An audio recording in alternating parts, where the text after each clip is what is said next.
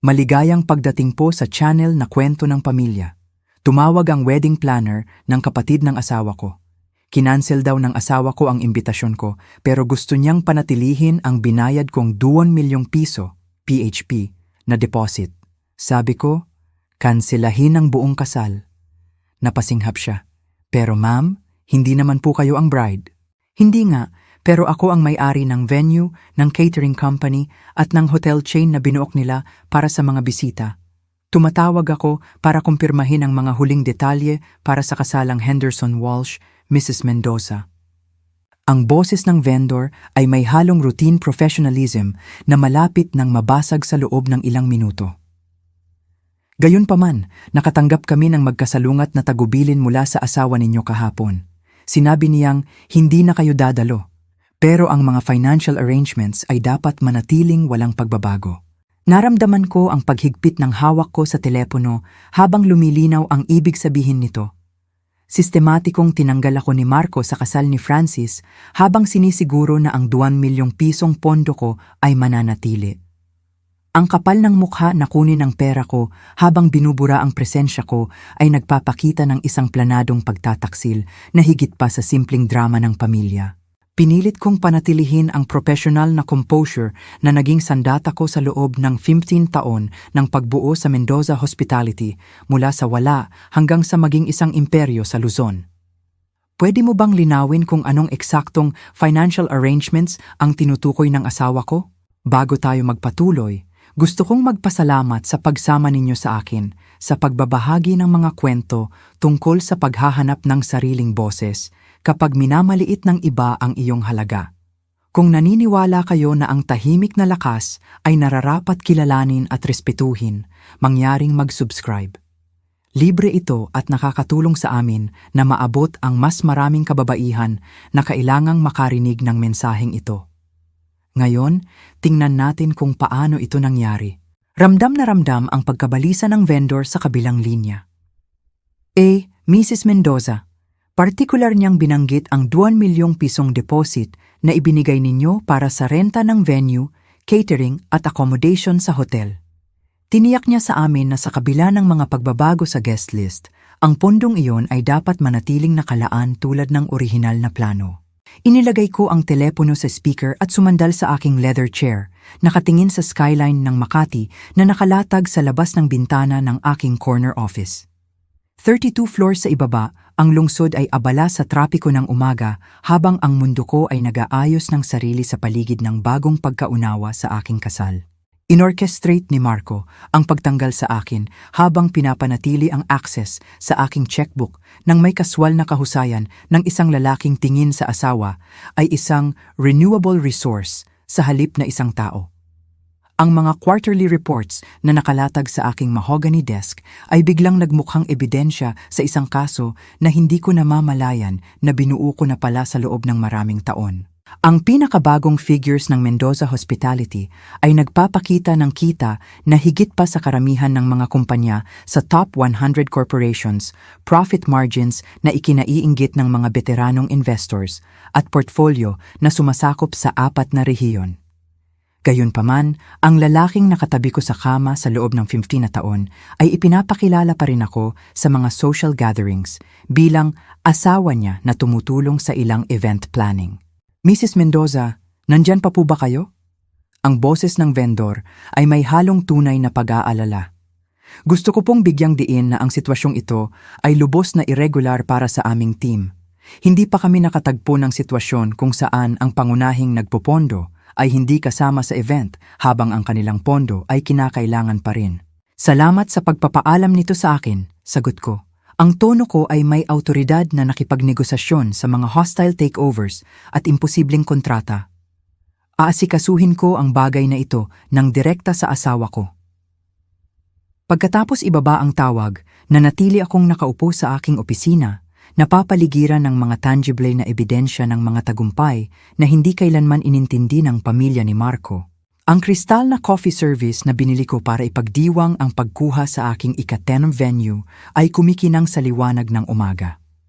Ang mga orihinal na likhang sining ni Amor Solo na nagkakahalaga ng higit pa sa taunang sahod ng karamihan ay palamuti sa mga pader na saksi sa mga tawag sa telepono na humubog sa industriya ng hospitality sa buong bansa. Inayos ng aking assistant ang schedule ngayong araw sa paligid ng 3 acquisition meetings na magpapalawak ng impluensya ng Mendoza Hospitality sa Cebu.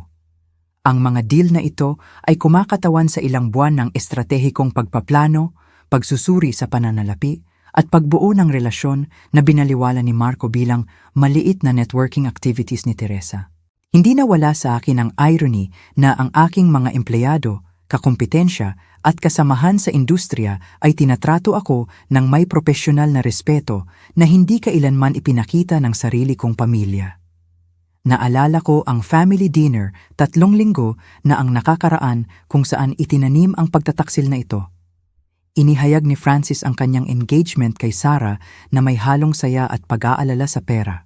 Ang usapan sa hapagkainan ay naging masakit na predictable habang kinakalkula ng mga kamag-anak ni Marco ang imposibilidad na matustusan ang kanilang pangarap na kasal. Kumikita naman ng maayos si Francis bilang arkitekto, paliwanag ni Gemma, kapatid ni Marco, habang lumuluha. Pero dahil sa student loans ni Sarah at bayad sa bahay, wala nang natira para sa isang maayos na selebrasyon. Deserve niya ang higit pa sa kasal sa Huwes. Pero ang budget lang namin ay nasa 250,000 piso kung isasakripisyo namin ang lahat. Tahimik akong nakinig habang tinatalakay nila ang mga creative budgeting strategies na hindi sana kailangan kung may nag-abala lang na intindihin ang lawak ng tagumpay ng negosyo ko. Bachelor party sa isang fast food chain sa halip na weekend retreat. Wedding dress mula sa discount outlet sa Divisoria sa halip na bridal boutique. Reception dinner sa barangay hall na may folding chairs at paper plates. Nakibahagi si Marco sa mga talakayang ito nang may simpatya ng isang mapagmalasakit na kapatid. Paminsan-minsang sumusulyap sa akin na umaasang mag-aambag ako ng kaunting tulong sa pamamagitan ng aking mga koneksyon sa industriya. Ang kanyang mga palagay ay hindi kailanman umabot sa pagkilala na kaya kong lutasin ang kanilang buong problema sa pananalapi gamit ang isang tseke na kumakatawan sa wala pang 2 araw na kita ng Mendoza Hospitality. Nagpatuloy ang usapan ng higit sa 1 oras habang kinakalkula ko ang halaga ng pagbibigay kay Francis at Sarah ng lahat ng pinapangarap nila. Tagaytay Ridge Estate para sa seremonya na may panoramic view ng bulkan at hindi matatawarang serbisyo. Maharlika Catering para sa reception dinner, nalilikha ng mga alaala sa loob ng maraming dekada. Taal Vista Resort para sa mga bisitang galing sa ibang bayan, nagbibigay ng luxury accommodations. 2 milyong piso sa kabuuan, mas mababa sa ginastos ko sa ayos ng muebles sa aming sala. Isang halaga na magbabago sa kanilang simpleng selebrasyon, tungo sa isang karanasang karapat-dapat sa pag-ibig na pinagsasaluhan nila. Nang lapitan ako ni Gemma ng pribado pagkatapos ng hapunan, ang kanyang mukha ay puno ng luha habang nagtatanong kung may kilala akong mga vendor na pwedeng mag-donate ng serbisyo para sa pamilya. Ginawa ko ang desisyon na sa huli ay maglalantad sa tunay na katangian ng aking mga relasyon. Isinulat ko ang tseke noong gabing iyon at hiniling lamang na manatiling anonymous ang aking kontribusyon dahil naniniwala ako na ang pinakamagandang regalo ay ang mga ibinibigay ng walang inaasahang pagkilala o pasasalamat. Kaya kong sagutin ang buong gastos sa kasal. Tahimik kong sinabi sa kanya sa aming kusina habang nanonood ng telebisyon si Marco sa kabilang kwarto. Pero gusto kong manatili ito sa pagitan natin. Dapat i-enjoy ni na Francis at Sarah ang araw nila nang hindi pakiramdam na may utang na loob sila sa mga kapamilya. Ang ginhawa ni Gemma ay labis at totoo. Niyakap niya ako nang may desperadong pasasalamat. Tinatrato ako na parang isang sinagot na panalangin sa halip na kilalanin ang routine nature ng kabutihang loob na ito para sa isang taong may resources na tulad ko.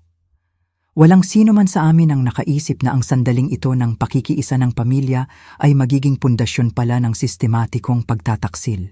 Ngayon, Nakaupo sa aking opisina habang pinoproseso ang kaswal na pagtatapon ni Marco sa aming sumpaan sa kasal. Naunawaan ko na ang aking anonymous na kabutihang loob ay lumikha ng perpektong pagkakataon para sa pagsasamantala. Sa pamamagitan ng paglihim sa aking kontribusyon, hinayaan ko si Marco na burahin ako sa selebrasyon habang pinapanatili ang access sa mga benepisyong ibinigay ko. Ang pagnanais kong magbigay ng walang pagkilala ay naging sandata para sa sarili kong kahihiyan. Tumunog muli ang intercom ng aking assistant bago ko palubusang maproseso ang revelasyon ng vendor. Mrs. Mendoza, nasa linya po si Diana mula sa Rosal Wedding Planning. Sabi niya, urgent daw po ito tungkol sa event ni na Henderson at Walsh. Nanigas ako. 2 tawag sa loob ng 10 minuto tungkol sa parehong kasal ay nangangahulugang may sakunang nangyayari sa real time.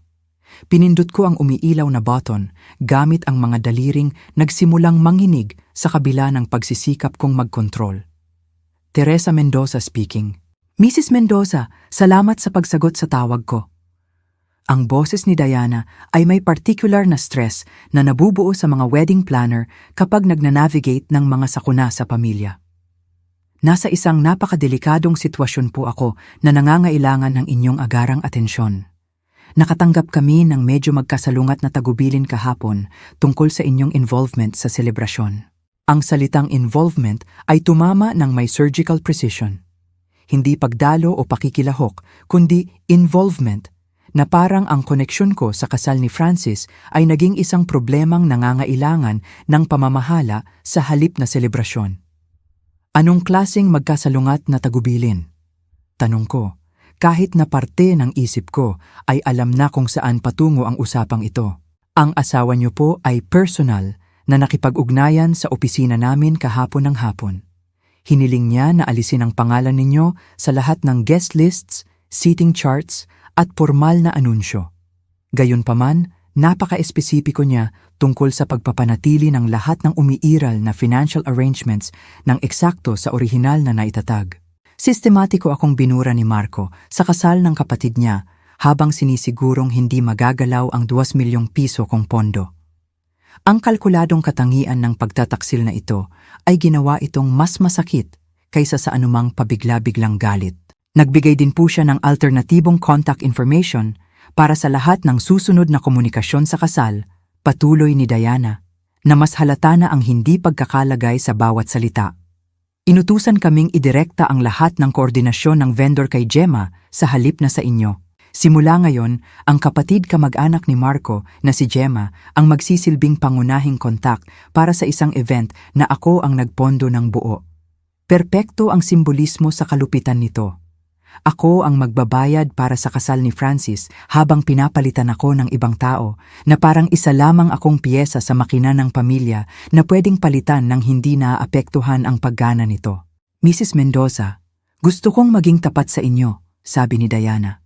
Bahagyang natatanggal ang kanyang professional mask. Sa 15 taon ng pagpaplano ng kasal, hindi pa ako nakatagpo ng sitwasyon kung saan ang pangunahing nagpopondo ay hindi kasama sa event habang ang kanilang pondo ay pinanatili. Ang buong team namin ay hindi komportable na magpatuloy sa ilalim ng mga ganitong sitwasyon nang wala ang inyong pahintulot. Kahit ang mga estranghero ay kinikilala ang kawalan ng etika sa inayos ng sarili kong asawa. Nauunawaan ng mga wedding vendor ang mga hangganan na tila itinuturing ni Marco na walang halaga pagdating sa dignidad at pera ng kanyang asawa. Bago ako makasagot, nag-vibrate ang phone ko dahil sa isang text message. Lumabas ang pangalan ni Marco sa screen na may preview na nagpakirot sa tiyan ko. Inilagay ko si Diana sa hold at binuksan ang mensahe na magbabago sa pagkaunawa ko sa aming kasal. Huwag kang madrama. Hindi ka pupunta sa kasal ni Francis. Sa amin na ang pera dahil inalok mo naman yon bilang regalo. Pag-usapan natin ito kapag kalmado ka na. Ang kaswal na kalupitan ay nakakawala ng hininga. 15 taon ng kasal na naging isang text message na lang, tinatrato ako na parang isang abalang bata na nagtatantrums at kailangan ng pasensya. Ang mapangmaliit na tono ay nagpakita kung paano talaga ako tinitingnan ni Marco. hindi bilang asawang may-ari ng negosyo na nagpopondo sa aming pamumuhay, kundi bilang isang emosyonal na babae na ang lehitimong galit ay simpleng histerya na nangangailangan ng pagtutuwid. Ang parira lang, kapag kalmado ka na, ay may partikular na lason. Maagang binabaliwala ni Marco ang anumang sagot na maaari kong ibigay bilang emosyon ng babae sa halip na makatarungang galit sa planadong pagtataksil. Mrs. Mendoza, nandyan pa po ba kayo? Ang boses ni Diana ay humila sa akin pabalik sa tawag. Opo, pasensya na, ituloy mo. Gusto ko pong itanong ng direkta kung pumapayag kayo sa mga kaayusang ito. Ang aming mga standard contracts ay may mga clause na nagpoprotekta sa mga financial contributors mula sa mga hindi autorisadong pagbabago. At sa totoo lang, ang sitwasyong ito ay tila lumalabag sa ilang etikal na alituntunin ng industriya. Diana, may kailangan akong itanong sa iyo ng direkta. Ang desisyon bang ito ay iprinisinta sa inyo bilang galing sa aming mag-asawa? O nagpahiwatig ba si Marco na kumikilos siya ng mag-isa? Ang katahimikan na sumunod ay nagkumpirma sa aking mga hinala. Iprinisinta po ito ni Mr. Mendoza bilang isang desisyon ng pamilya para maiwasan ang mga potensyal na hindi pagkakaunawaan sa selebrasyon. Tiniyak niya sa amin na pumayag kayong panatilihin ang suportang pinansyal habang umiiwas sa aktibong partisipasyon. Nagsinungaling si Marco sa mga wedding vendor tungkol sa pahintulot ko habang ninanakaw ang pera ko at binubura ang presensya ko. Gayunpaman, nagpatuloy si Diana. Mukhang hindi siya pamilyar sa aming mga pamamaraan at nagtanong ng ilang bagay na nagpapahiwatig na hindi siya ganap na informed tungkol sa saklaw ng mga serbisyo na covered ng pondo ninyo. Nagdulot yon ng hinala sa team namin. Nag-vibrate ulit ang phone ko dahil sa isa pang mensahe mula kay Marco. Tumawag si Gemma na umiiyak tungkol sa mga issue sa vendor. Ayusin mo atong gulo na ginawa mo. Hindi kailangan ni Francis na masira ang kasal niya dahil hindi mo kayang harapin ang mga desisyon ng pamilya bilang isang matanda. Ang paninisi sa biktima, victim blaming, ay umabot sa bagong antas. Pinalalabas ni Marco na ako ang responsable sa kaguluhan na nilikha ng sarili niyang pagtataksil. Mrs. Mendoza, kailangan ko pong ipaalam sa inyo na ilang iba pang vendor ang nakipag-ugnayan sa aming opisina na may katulad na mga alalahanin, sabi ni Diana. Lalong naging tensyonado ang boses. Nakatanggap ang Maharlika Catering ng tawag na humihiling ng mga pagbabago sa menu nang hindi kumukonsulta sa nagbayad. Ang Taal Vista Resort ay inutusan na baguhin ang mga arrangement sa accommodation ng bisita habang pinapanatili ang parehong billing structure. Ang konspirasyon ay lumampas pa sa unang pagtataksil ni Marco. Kinuntak niya ang bawat vendor na may kaugnayan sa kasal ni Francis. Sistematikong binubura ang aking partisipasyon habang pinapanatili ang aking mga obligasyong pinansyal. May isa pa po kayong dapat malaman, nag-aalangan na pagpapatuloy ni Diana. Binanggit ni Mr. Mendoza na ang mga pagbabagong ito ay kinakailangan dahil sa inyong tendensya sa emotional instability sa mga family events. Iminungkahi niya na ang presensya ninyo ay maaaring lumikha ng hindi komportabling sitwasyon para sa ibang mga bisita. Sinisiraan ni Marco ang pagkatao ko para bigyang katwiran ang pagtanggal sa akin. Pinalalabas akong isang babaeng may problema sa pag-iisip na kailangan ng pamamahala ng pamilya. Ang refleksyon ko sa bintana ng opisina ay nagpakita ng isang babaeng ang propesyonal na tatag ay nagsisimula ng mabasag. Nanginginig ang mga kamay ko habang tinitingnan ang mga kontrata ng kasal sa aking mesa. Tumunog ang telepono halos 30 minuto matapos kong ibaba ang tawag kay Diana. Pangalan ni Gemma ang lumabas. Teresa, salamat sa Diyos sumagot ka. Ang boses niya ay nanginginig, mataas ang tono at hinihingal, parang tumakbo o umiyak. Kailangan kong ipaliwanag ang nangyari, may matinding hindi pagkakaunawaan. Meron ba? Pinanatili kong neutral ang tono ko. Makinig ka, sinusubukan ka lang naming protektahan. Ipinaliwanag ni Marco kung gaano ka ka-stress sa trabaho, kung paano naging overwhelming sa'yo ang mga family gatherings kamakailan. Naisip namin na kung kami na ang bahala sa mga detalye ng kasal, makaka-relax ka na lang at mag-e-enjoy nang wala yung pressure ng pagpaplano. Tunog praktisado ang paliwanag. Gemma, tinanggal ako sa kasal ng tuluyan. Paano yun naging proteksyon sa akin mula sa pressure ng pagpaplano? Naging komplikado ang parteng yon. Nagsimulang mabasag ang boses niya. May mga family dynamics kasi na inisip namin na baka magdulot ng tensyon. Alam mo naman kung paano nagiging emosyonal ang mga ganitong events at gusto naming panatilihing nakatuon ang lahat sa kaligayahan ni na Francis at Sarah. Puro pampalubag-loob na salita. Family dynamics kapalit ng katotohanan ng kanilang koordinadong pagtanggal sa akin. Pero gusto naming malaman mo kung gaano kami nagpapasalamat sa kontribusyon mo, nagmamadaling sabi ni Gemma. Ang perang iyon ang gagawing posible ang pangarap nilang kasal at hinding-hindi namin makakalimutan ang kabutihang loob mo. Ang kaswal na pagbanggit sa pagtatago ng aking 2 milyong piso habang tinatanggal ako sa selebrasyon ay nagpakita ng nakakagulat na kapal ng mukha nila. Gemma, kaninong ideya ang tanggalin ako sa guest list? Mahabang katahimikan. Desisyon ito ng pamilya. Pinag-usapan naming lahat at nagkasundo na ang approach na ito ang pinakamabuti para sa lahat. Nagkaroon sila ng family meetings tungkol sa pagtanggal sa akin. Maraming pag-uusap kung saan nakaupo ang mga kamag-anak ni Marco at tinatalakay kung karapat-dapat bang dumalo ang babaeng nagpupondo sa selebrasyon nila. Kasama si Francis? Gusto ni Francis kung ano ang makakabuti para sa harmonya ng pamilya. Naging pagtataksil na rin ang pananahimik ni Francis. Ilang oras na ang lumipas simula nang kontakin siya ng mga vendor tungkol sa kaguluhan pero hindi siya tumawag. Nang sa wakas ay tumawag si Francis 20 minuto pagkatapos ng usapan namin ni Gemma, ang tono niya ay parang napipilitan lang. Teresa, gusto kong personal na magpasalamat sa hindi ka panipaniwalang kabutihang loob mo sa mga gastos sa kasal, formal niyang sabi.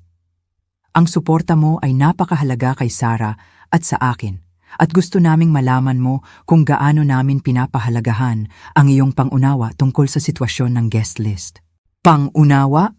Humiwalay ang salita bago ko mapigilan. Francis, nalaman ko ang tungkol sa pagtanggal sa akin sa kasal nyo sa pamamagitan ng tawag ng mga vendor. Ano ba ang dapat kong unawain? Naisip ng pamilya na baka mas mabuti kung panatilihing mas maliit, mas intimate ang kasal. Alam mo naman kung paano nagiging komplikado ang mga ganitong events kapag masyadong maraming personalities na kasali. Francis, ako ang nagpondo ng buong kasal nyo. Kasama ba ang realidad na yan sa pagkaunawa nyo sa tamang desisyon sa guest list? Ang hindi komportable niyang tawa ay naglantad ng lahat. Teresa, inalok mo ang perang yon bilang regalo. Lubos kaming nagpapasalamat, pero ang mga regalo ay walang kapalit na kondisyon, di ba? Binago niya ang aking anonymous na kabutihang loob bilang isang obligasyon-free na biyaya. Ang pagdating ni Marco sa bahay ng gabing iyon ay nagdala ng huling kumpirmasyon kung gaano na talaga kasira ang relasyon namin. Sa halip na humingi ng tawad, pumasok siya sa kusina ng mayabang at agresibo. Sana masaya ka sa gulong ginawa mo, sabi niya. Ibinabagsak ang briefcase at tinitigan ako ng may galit. Maghapon na umiiyak si Gemma dahil nagtatanong ng mga hindi angkop na bagay ang mga vendor tungkol sa mga desisyon ng pamilya. In-orchestrate mo ang pagtanggal sa akin sa kasal ni Francis habang kinukuha ang pera ko. Marco, ang gulo ay nilikha ng pagtataksil mo, hindi ng reaksyon ko dito. Pagtataksil? Tumaas ang boses niya. Sinusubukan kong pigilan ang drama sa pamilya at protektahan ang espesyal na araw ni Francis. Ang tagumpay mo ay ginawa kang arogante, Teresa. Tingin mo dahil nagpondo ka, may karapatan ka ng kontrolin ang lahat. Ang akusasyon ay naglantad ng malalim na inggit. Napanood ni Marco ang tagumpay ng negosyo ko ng may kapaitan. 15 taon kong sinuportahan ang karir mo, pinunduhan ang pamumuhay natin, at tinanggap ang pambabaliwala ng pamilya mo. At tingin mo ako ang arogante? Kita mo, ito mismo ang klaseng emosyonal na reaksyon na sinusubukan naming iwasan sa kasal. Hindi kailangan ni Francis na masira ang selebrasyon niya dahil sa pangangailangan mong maging sentro ng atensyon. Nang gabing iyon, habang natutulog si Marco nang mahimbing sa tabi ko, hinarap ko ang matinding kalungkutan. Ang imperyo ng negosyo ko, ang financial independence ko, ang reputasyon ko sa integridad, lahat ng ito ay parang walang halaga kapag ang sarili mong pamilya ay itinapon ka. Kinabukasan, wala na si Marco pagising ko. Ang phone ko ay may 3 missed calls mula sa nanay ni Marco, si Margarita. Teresa, iha, sana naiintindihan mo na ang mga sitwasyon sa pamilya ay pwedeng maging komplikado, sabi ng boses ni Margarita sa voicemail. Binanggit ni Marco na may mga alalahanin tungkol sa kasal at gusto kong malaman mo na lahat kami ay nagpapasalamat sa iyong mapagbigay na kontribusyon. Siguro mas mabuti kung kalimutan na lang natin ang nakaraan at mag-focus sa kaligayahan ni Francis. Pinalalabas ni Margarita na ang lehitimong galit ko ay parang pagmamaktol ng bata. Tumawag din ang kapatid ni Marco na si Jenny. Teresa, alam kong challenging ang dynamics ng pamilya minsan, simula ni Jenny nang may patronizing sympathy. Baka blessing in disguise pa na ito para maiwasan mo ang lahat ng stress sa kasal. Bawat kapamilya na tumawag ay may parehong script. Ang pagtanggal sa akin ay proteksyon. Ang pera ko ay regalo. Ang galit ko ay emotional instability. Ang pinaka nakakagulo ay ang tawag mula kay Sarah mismo, ang fiancé ni Francis. Teresa, gusto kong personal na magpasalamat sa pagiging maunawain mo tungkol sa mga arrangement sa kasal, simula ni Sarah na may perpektong tono. Alam kong nagiging komplikado ang mga ganitong events at ang kahandaan mong unahin ang kaligayahan ni Francis kaysa sa anumang personal na alalahanin ay nagpapakita kung anong klaseng tao ka. Ang galing ng performance. Nagawa ni Sarah na pasalamatan ako sa pag-unawa sa mga desisyon na hindi ko naman pinayagan. Sinasabi ni Francis kung gaano kami kaswerte na magkaroon ng kapamilya na mas mahalaga ang kaligayahan namin kaysa sa sarili nilang pagkilala. Sa matinding kaibahan sa pagtataksil ng pamilya, ang aking mga business relationships ay nagpatunay ng kanilang halaga. Inimbestigahan ng aking assistant ang koneksyon ng mga vendor. Karamihan sa kanila ay konektado sa Mendoza Hospitality. Si Marcus Chan, ang pinakamalapit kong business partner, ay nagbigay ng reaksyon na walang halong kaplastikan. Teresa, hindi ka tanggap-tanggap ang ganyang ugali, sabi ni Marcus. Wala akong pakialam kung anong drama ng pamilya yan. Hindi mo pwedeng kunin ang pera ng isang tao tapos ay tatanggalin mo sila sa event. Fraud yan, simple lang. Habang mas lumilinaw ang plano ng pamilya, napagtanto ko na planado ito ng buong angkan. Alam nilang lahat, ito ay sistematikong pagtanggal. Ang revelasyon ng pagtataksil ng pamilya ay nangangailangan ng tugon na tumutugma sa kalkuladong kalupitan nito. Ginugol ko ang gabing iyon sa home office ko. Ang lumabas sa investigasyon ay nagbago sa pagkaunawa ko sa kapangyarihang hawak ko. Ang Rosal Wedding Planning ay nasa ilalim ng payong ng Southwest Event Solutions na nakuha ko 3 taon na ang nakakaraan. Ang Tagaytay Ridge Estate ay pag-aari ng aking hospitality division. Ang Maharlika Catering ay sumasagot sa Mendoza Hospitality. Higit sa lahat, ang Taal Vista Resort, kung saan nakabook ang lahat ng 60 bisita, ay ang hiyas ng aking hotel portfolio. Lahat ng aspeto ng kasal ni Francis ay konektado sa mga kumpanyang kontrolado ko. Ininsulto at tinanggal nila ang babaeng literal na nagmamay-ari ng bawat bahagi ng kanilang pangarap na selebrasyon. Ang tawag ko kay Diana kinabukasan ay puno ng awtoridad. Nang magpakilala ako bilang ultimate owner ng Rosal Wedding Planning, ang katahimikan sa kabilang linya ay mahaba. Mrs. Mendoza, wala po akong ideya, nauutal na sabi niya. Kailangan mong maintindihan ng malinaw, Diana. Nang kontakin ka ng asawa ko tungkol sa pagtanggal sa akin habang pinapanatili ang pera ko, lumampas siya sa anumang awtoridad na mayroon siya. Nilabag ng mga tagubilin na yun ang ating professional agreements at basic business ethics. Mrs. Mendoza, kung alam ko lang po ang ownership structure, hindi ko po tatanggapin ang utos na yun. Diana, gusto kong kontakin mo ang bawat vendor na may kaugnayan sa kasalang Henderson Walsh at ipaalam sa kanila na hindi na kailangan ang serbisyo nila.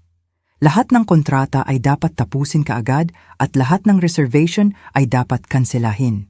Mrs. Mendoza, sigurado po ba kayo? Sa susunod na buwan na ang kasal at halos imposible nang makahanap ng kapalit. Siguradong sigurado ako. Gumawa ng desisyon sa negosyo ang pamilya ko na tanggalin ako habang hawak ang pondo ko. Ngayon matututo sila kung ano ang mangyayari kapag trinaydor mo ang taong may kontrol sa buong infrastruktura ng industriyang inaasahan mo. Nagsimula ang proseso ng pagkansela.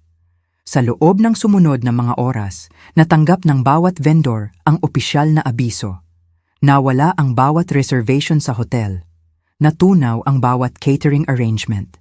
Ang kapangyarihang hawak ko sa sandaling ito ay kakaiba sa naramdaman ko sa loob ng 15 taon ng kasal. Sa loob ng maraming dekada, tinanggap ko ang pambabaliwala. Pero ngayon, naramdaman ko ang purong sarap ng paggamit ng kapangyarihan nang walang paghingi ng tawad. Nagsimulang maganap ang mga konsekwensya. Tumunog ang telepono ko, pangalan ni Gemma. Hinayaan ko itong tumunog ng 3 beses bago sagutin. Teresa, may nangyayaring kakilakilabot. Ang boses niya ay puno ng desperasyon. Tumawag ang bawat vendor para mag-cancel. Ang venue, caterer, hotel, lahat wala na. Parang nakakabahala yan na, Gemma. May binigay ba silang dahilan? Tanong ko sa tunong matulungin. Sabi nila dahil daw sa corporate policy changes o utos ng parent company. Pero nagbayad na kami. Paano nila nagawang mag-cancel? Sinubukan nyo na bang humanap ng ibang vendor? Yan ang imposible. Lahat ng magagandang venue sa Tagaytay fully booked na. Lahat ng caterer wala ng schedule. Parang nag-coordinate ang buong industriya para harangin kami. Ang katumpakan ng hinala niya ay kahanga-hanga. Nag-coordinate nga ang industriya kahit hindi niya alam kung sino ang coordinator. Tumawag si Francis pagkalipas ng 20 minuto. Teresa, may ideya ka ba kung bakit biglang nag-cancel ang lahat ng vendor sa parehong araw? Parang hindi lang ito coincidence. Parang kakaiba nga yan, sagot ko. Naisip mo ba kung may taong may malaking impluensya sa industriya ang pwedeng may dahilan para gawin yan? Natahimik si Francis. Matalino siya para magets na ang ganitong level ng koordinasyon ay nangangailangan ng kapangyarihan. Kapangyarihang hindi niya inakalang hawak ng kanyang tahimik na hipag. Ang reaksyon naman ni Marco ay malayo sa pagiging analytical. Teresa, ayusin mo tong gulo agad, utos niya. Nagpapanik na si Francis. Itigil mo na kung ano man ang nilalaro mo. Hindi ako naglalaro, Marco. Hinahayaan ko lang na mangyari ang natural na konsekwensya kapag nagdesisyon ang mga tao na traidorin ang kapamilyang naging mapagbigay sa kanila. Sinisira mo ang kasal ni Francis dahil nasaktan ang feelings mo. Ito mismo ang emotional instability na sinasabi ko. Marco, ninakawan mo ako ng 2 milyong piso at ipinahiya. Kung maipapaliwanag mo kung paano naging family protection yan, handa akong makinig. Sa loob ng 48 oras, kumalat sa hospitality community ng bansa na ginagamit ni Teresa Mendoza ang buong puwersa ng kanyang impluensya. Ang mga vendor na dating tingin sa akin ay ordinaryong kliyente lang ay biglang naintindihan na royalty pala ako ng industriya. Itinakda ko ang meeting ng Lunes ng umaga sa headquarters ng Mendoza Hospitality sa Makati. Ipinatawag ko sina Marco, Francis, Sarah, Gemma at ang mga magulang. Ang 32nd floor conference room ay pinili ko para sa nakakatakot nitong atmosphere. Floor-to-ceiling windows na nakatanaw sa BGC at Makati. Dumating silang lahat na mukhang shell-shocked. Si Marco, na dating mayabang, ay mukhang natalo. Si Francis at Sarah ay pilit na kalmado. Umupo ako sa kabisera. Salamat sa pagpunta.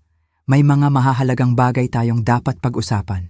Sa wakas, naintindihan na nila na ang tahimik na kapamilya ay may hawak ng absolutong kapangyarihan sa sitwasyon nila.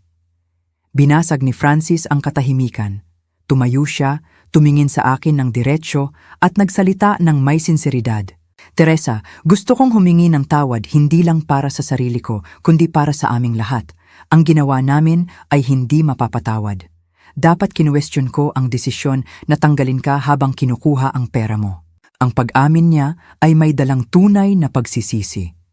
Francis, noted ang apology mo. Gayunpaman, handa akong mag-alok ng mga kondisyon para matuloy ang kasal, pero sa ilalim ng mga bagong patakaran. Hinayaan kong bumiti ng katahimikan. Una, 4 na milyong piso, PHP, na babayaran ng advance para sagutin ang lahat ng gastos at penalty. Pangalawa, formal na nakasulat na apology mula kay Marco, Gemma at mga magulang. Pangatlo, pampublikong pagkilala sa reception kung bakit muntik nang hindi matuloy ang kasal at kung ano ang nangyari. Ang 4 na milyon ay halos doble ng orihinal na gastos. Final at non-negotiable ang mga terminong ito. May 48 oras kayo para magdesisyon. Tinanggap ni Francis ang mga kondisyon. Pumasok ang 4 na milyon sa business account ko kinabukasan kasama ang mga sulat ng paghingi ng tawad. 4 na linggo ang lumipas, nakatayo ako sa main hall ng Canyon View Lodge sa Tagaytay. Ang bilang ng bisita ay binawasan mula 60 hanggang 40. Ang bawat detalye ay sumasalamin sa aking aesthetic vision, elegante at simple. Ang mga vendor ay nagpakita ng respeto na karaniwang nakalaan para sa mga leader ng industriya. Mrs. Mendoza, kumpirmado na po ang lahat, ulat ng aking assistant. Sa cocktail hour, nakita ko si Francis na mukhang relieved. Nang tumayo siya para magsalita sa dinner, ang mga salita niya ay may bigat. Bago kami magpalitan ng sumpaan ni Sarah, gusto kong kilalanin ang isang tao na ang kabutihang loob at pagpapatawad ay naging dahilan para maging posible ang selebrasyong ito sa kabila ng malubhang pagkakamali ng aming pamilya. Simula ni Francis. Si Teresa Mendoza ay hindi lang nagpondo ng aming kasal. Pinasalba niya ang integridad ng aming pamilya noong kami mismo ang nagtapon nito. Tumayo rin si Sarah, may luha sa mga mata. Gusto kong humingi ng tawad sa publiko sa trato ng aming pamilya kay Teresa. Tinanggap namin ang pera niya habang tinatanggal ang presensya niya. Sana ang aming pagsasama ay magpakita ng integridad na ipinakita niya. Si Marco ay nanatiling tahimik sa buong gabi, ang dati niyang dominanting personalidad ay napalitan ng maingat na kilos. Kinabukasan ng umaga, nasa kusina ako nang lumabas si Marco bitbit ang isang buke ng puting rosas. Teresa, kailangan nating pag-usapan ang tungkol sa atin. Alam kong nagkamali ako, pero 15 taon na tayo. 15 taon, ulit ko. 15 taon na nakinabang ka sa tagumpay ko habang tinatrato itong parang hobby lang. 15 taon na tinanggap ko ang pambabalewala ng pamilya mo. 15 taon na nagtapos sa pagnanakaw mo ng pera ko at pagpapahiya sa akin. Teresa, pwede nating ayusin to. Marriage counseling, kahit ano.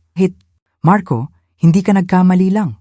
Gumawa ka ng kalkuladong desisyon na ipahiya ako habang sinisigurong may access ka sa pera ko.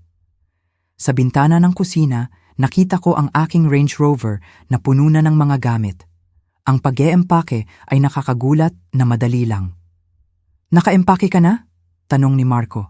Ipinakita ko sa kanya ang mensahe ni Francis sa phone ko, isang pasasalamat. Si Francis patuloy na kinikilala ang nangyari at nagpapakita ng tunay na pasasalamat. Ikaw, puro rason pa rin. Kinuha ko ang susi ng kotse. Saan ka pupunta? Tanong ni Marco. Palayo sa'yo. Palayo sa pamilya mo. Palayo sa mga relasyon kung saan ang kontribusyon ko ay pinahahalagahan, pero ang presensya ko ay problema. Binuhay ko ang makina ng Range Rover at umatras palabas ng driveway. Iniiwan ang silweta ni Marco sa bintana.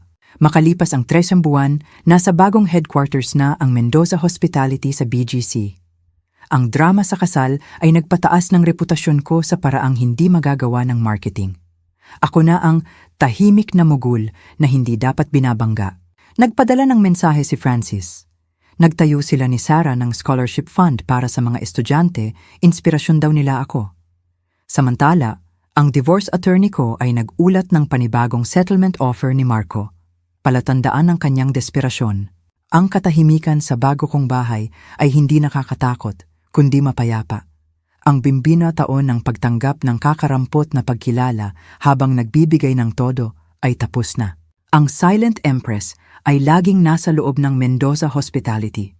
Kailangan lang ng tamang pagkakataon para lumabas siya mula sa likod ng mapagbigay na persona na pinanatili ko sa loob ng maraming dekada. Ang mga pagkakataong iyon ay dumating sa pamamagitan ng pagtataksil ni Marco at ngayon, ang hinaharap ko ay sumasalamin na sa tunay kong kakayahan. Kung nabighani ka sa kwentong ito ng tahimik na lakas na naging makatarungang hustisya, pindutin ang like button ngayon na. Ang paborito kong parte ay nang ibunyag ni Teresa na siya ang may-ari ng bawat wedding vendor habang pinapanood ang pagkagulat nila. Ano ang paborito mong sandali? Ilagay sa comments sa ibaba. Huwag palampasin ang higit pang hindi ka panipaniwalang kwento ng mga underestimated na kababaihan na nahahanap ang kanilang lakas. Mag-subscribe at pindutin ang notification bell para hindi ka mahuli sa mga upload.